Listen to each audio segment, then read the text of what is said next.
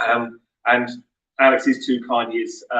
fair to say that his study that preceded mine in terms of policing of vulnerable communities in Birmingham was absolutely front and centre of our desire to create a prevent programme for organised crime, to make sure that where we have got communities that are affected by organised crime, and where we know there are overlaps with terrorism and a range of different social economic factors, that we have a clear offer to help in a way that was absent and was unevidenced before that. So that's my reciprocal praise to Alex, who's a genuine inspiration to me. So this was a discussion about focused deterrence and how we can try and stop organised crime from happening in the first place, rather than wait for people to get entrenched in it and then to try and persecute them. So just the national context for those that aren't sort of familiar, serious organised crime is a tier 2 threat to national security, and certain elements of it, such as cybercrime, are actually a tier 1 threat. The estimated cost of organised crime has increased from just over 20 billion 10 years ago. And that's an important landmark, because that was the point at which the government decided that, given the impact that organised crime is happening, that we should mirror the structures in CT for organised crime, and crucially a 4P programme that incorporated prevent.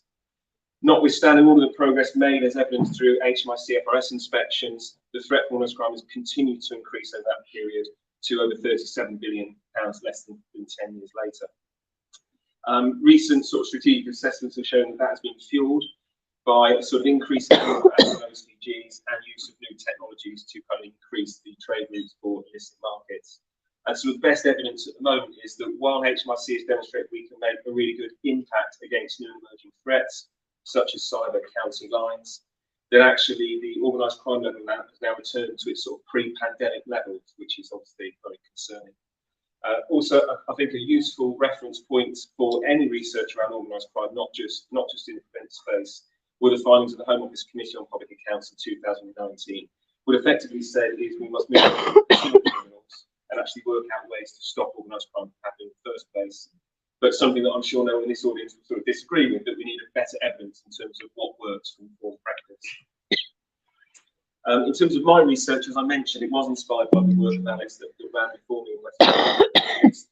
and also by the research of Proctor in 2017 that looked at what was going on in communities affected by organised crime in the West Midlands, particularly Wolverhampton and Coventry. What we found is that West Midlands Police and the West Midlands Police area was the second highest area in terms of organised crime threat in the country after Metropolitan Police. A kind of organised crime population holding assets well in excess of £150 million when tested in sort of 2019. 2,209